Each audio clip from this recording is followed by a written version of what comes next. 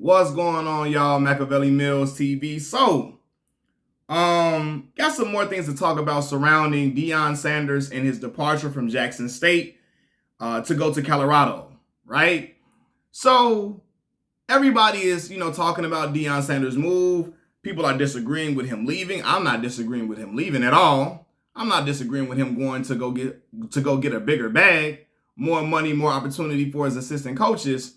I disagree with the way he went about leaving and the way he broke the news to his players that he was leaving and how he was going about posting stuff on social media, despite the fact that they still have one game left to play, a bowl game left to play as a team. I just didn't agree with how he was going about those type of things, right? And so Shannon Sharpe, great friend of Deion Primetime Sanders. Shannon often affectionately calls Primetime Time, right? That's his boy. Shannon Sharpe went on Twitter today and spewed some uncomfortable and unsavory tweets about his HBCU experience and basically why he went to an HBCU, right? So it all started when somebody mentioned Deion Sanders and Shannon Sharpe in a tweet and said that Deion Sanders took the vibranium out of Wakanda. Damn, he ain't swag, right? To that, Shannon Sharpe responded by saying, "You sound ridiculous," right? And that's okay, cool. I get that, man. I get you like, man, I'm going to defend my boy. My boy didn't take the vibranium out of Wakanda. He definitely was swag. Don't say that about my boy. My boy won two swag championships. He is swag, and I agree with that. He is swag. He won two swag championships and brought a whole lot of fanfare and a lot of awareness to swag football and HBCU athletics in general, right?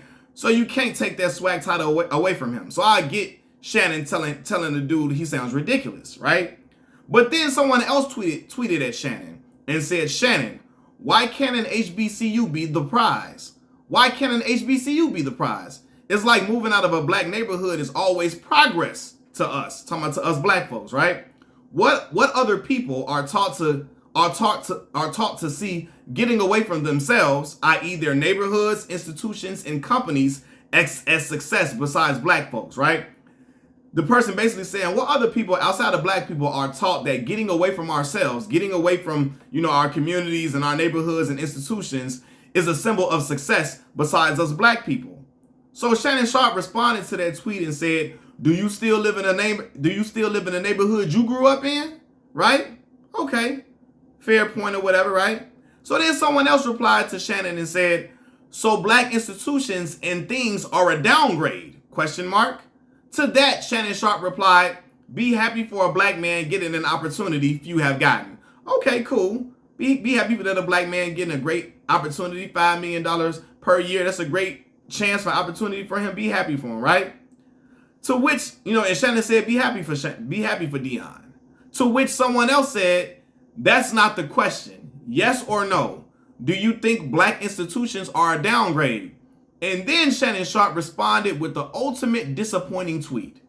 He said, I went to an HBCU, but only because I was a Prop 48, meaning he was a Prop 48 student and he didn't qualify academically, right? He said it worked out great for me.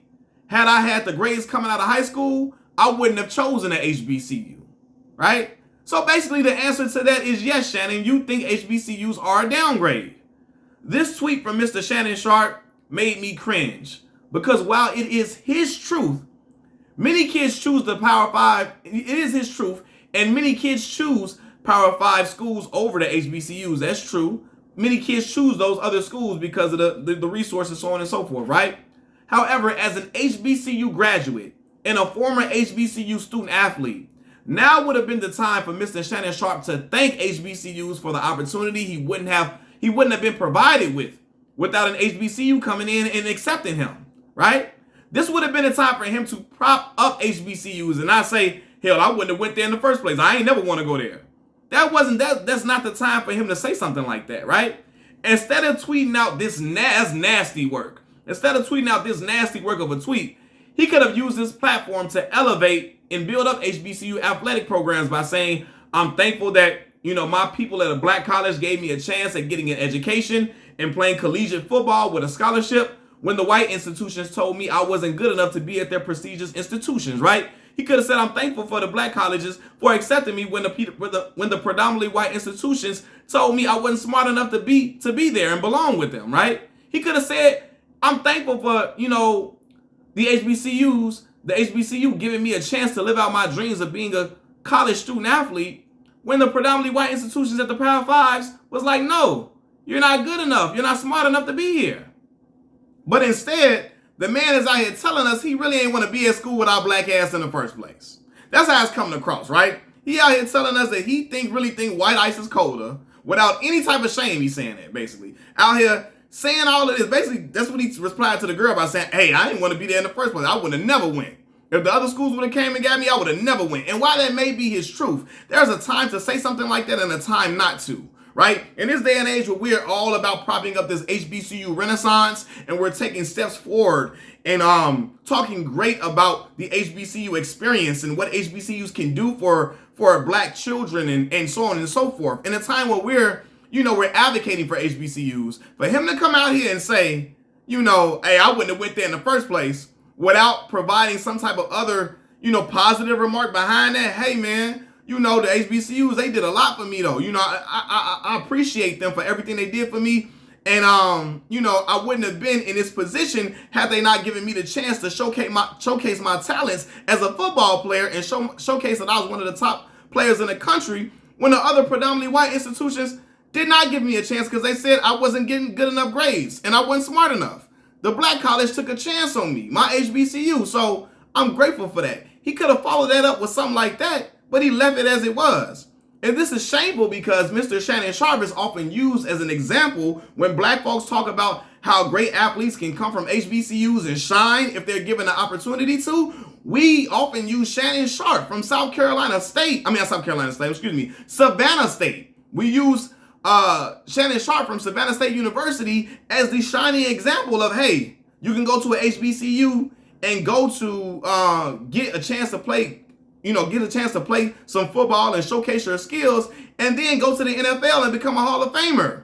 Because look what Shannon Sharpe did. We use him as the example. So it was disappointing to hear him say this about the HBCU and basically just say, hey, that was never my first choice. Hey, man, shoot. That was an afterthought to me. And while that could have been true, he didn't follow it up with the positive remarks needed to still elevate the HBCU. He still made it seem like the HBCU program was like a JUCO to him, and it was like, hey, that was on the back burner. I wasn't caring nothing about them. I ain't want to go them. I ain't want them.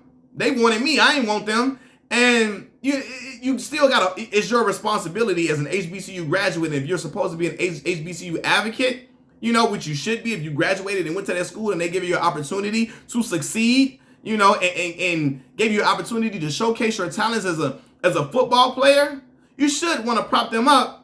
So he should have turned it like, no, man, yeah, he should, okay, that may have not been my first choice. They may have not been on my radar, but I'm so glad I went there. I'm so glad that school took a chance on me. I'm so glad that school embraced me with open arms and allowed me to live out my dreams of being a college student athlete and a football player like my brother was in college, right? He could have took that route. But in the name of defending his boy Deion Primetime Sanders, Shannon basically told us that he never desired to go to an HBCU, and that he feels like the HBCU ranks were a downgrade to where he really wanted to go, right? And again, while it may be true, it's certain responsibilities we as black people have surrounding conversations about our institutions that educate a lot of our people in some of the poor and disenfranchised areas across America. It's a certain way we're supposed to talk and uplift these institutions, not telling the whole world publicly, I didn't want to go there in the first place. I would have never went. If the other schools would have came and got me, I would have never went. And while that could be true, it's a certain way you go about saying that. You know what I mean? It's a certain way you do that. Yeah, you probably, if you would have got a Power 5 look and offer, you would have went and got it. You would have went to that school. But you're supposed to follow that up with saying, you know what? Yeah, I probably would have wanted to go somewhere else. Now is not the time to flex that, first of all. Now is not the time to flex that in a conversation where they're basically asking, is HBCUs a downgrade? Don't flex that you never wanted to be there in the first place when they're asking you, is it a downgrade? You're basically telling us, hell yeah, it is. I ain't never want to go there. That's not the time for you to bring that up. And even if you're going to bring that up, follow it up with some great stuff about HBCUs and what they did for you and how they gave you the light to basically shine. When the other predominantly white institutions and Power 5 schools told you, hell no, don't come here. You ain't on this level to be up in here smart. You're not smart enough to be up here academically. You ain't performing good enough. We ain't accepting you because you don't belong here. That's what the Power 5 and predominantly white institutions told him, while the HBCU said, come on, black boy, come on over here. Let us help you. Let us help you get to where you need to be academically. Let us help you improve as a student so that you can live out your dreams of being a collegiate athlete and play football here on a Division One. Savannah State Division One, even if it's not. So you can be here and play on a collegiate level. You know, so I don't know, man. And I understand him wanting to defend his boy, but it's a way to defend your friend while also telling other people, hey, man, I don't agree with y'all saying he ain't swag, but I understand y'all disappointment that he leaving. I understand, you know, y'all probably wish he could have done some things in a different type of manner. You know, I understand that he was a beacon of hope for HBCUs. I completely get that. You know, but you can still say, hey, don't say he not swag, man. He did a lot for the school. He brought a lot of fanfare. He brought a lot of upgrades to the school and to other schools in the swag. Hey, man, he is swag, man. He's an integral piece to the swag puzzle, and he helped to bring awareness and he helped to bring like a different type of excitement to the HBCU football ranks that was never seen before. He could have said something like that, but to tell them, hell, I ain't want to go there in the first place. I never would have went to no HBCU if I would have got to the other schools. I only went there because the other schools ain't even bring me in there. That's the only reason I went. That ain't the way you defend your boy. That ain't the way you make your point. You know, so I just feel like that was a nasty tweet from him, right? I don't care what anyone says. You can't push that type of talk publicly and not follow it up with how grateful you are for your HBCU experience and your HBCU taking a chance on you when nobody else would. You can't put out a tweet like that, a statement like that, without following that up in that same tweet or right after that and saying how grateful you are for those opportunities and that the HBCU experience gave you. The moment you just state that HBCUs were never your first choice, and you just leave it at that, is the moment that I gotta say, that ain't pro-black activity. The moment you publicly state that HBCUs were never your choice, that was never where you wanted to go, you would have never went there if the Power 5 schools would have came calling, that is the moment where I say, that ain't no pro-black activity. That's the moment where I gotta say, that ain't pro-black, dog. I'm sorry, right? Because you don't have to be loudly anti-HBCU. You don't have to be loudly anti-HBCU when the HBCU gave you an opportunity to be a collegiate athlete and showcase that you're one of the top football players in the country worthy of an NFL shot when the other schools didn't do it. Yeah, you know, initially Shannon could have transferred to other schools because he was playing well at Savannah State, right? But the only reason he was able to showcase that he was worthy of being at them other schools, and the only reason he was able to stop to not be a Prop 48 student and get out of that and improve academically and to showcase that, hey, I'm good enough to play at the big schools, was because Savannah State, the HBCU, gave him the opportunity to do that and gave him the necessary teaching and nurturing for him to improve his grades and get on that field and showcase his abilities. The HBCU did that for him. The HBCU gave him the platform to be desirable to the predominantly white institutions, the Power 5 schools. So for Shannon to just say, that was never my first choice, that's just, come on, bro. The HBCU chose you when nobody else would take you because your grades were lackluster. So the HBCU took a chance on you, right? Me personally, I never, before I went to an HBCU, while I was growing up, I didn't start hearing about HBCU talks till, it was about around the time to apply for colleges, right? I had dreams of going to some other big schools, and I had dreams of going to some big HBCU schools, right? I thought about going to Illinois. Illinois gave me, they accepted me. Minnesota accepted me, and some of these other big schools. But you know what? I definitely was interested in going to Hampton, Howard, Grambling. So I was interested in going to HBCUs. They was my part of my choice too, right? But I also applied to some predominantly white institutions, and they accepted me. But you know who gave me their full ride academic scholarship? Mississippi Valley State University. So that's where the hell I went, right? So I don't care if I desired to go somewhere else. I'm going to always talk proudly about the HBCUs because they wanted me. They showed me they wanted me at their school. They showed me that I was excelling enough to be at their school on a full ride opportunity with me coming from a family that couldn't pay for college. So it's my responsibility and my duty to always talk good on the HBCUs because they gave me a shot. Mississippi Valley gave me the full ride scholarship to say, come on, young man.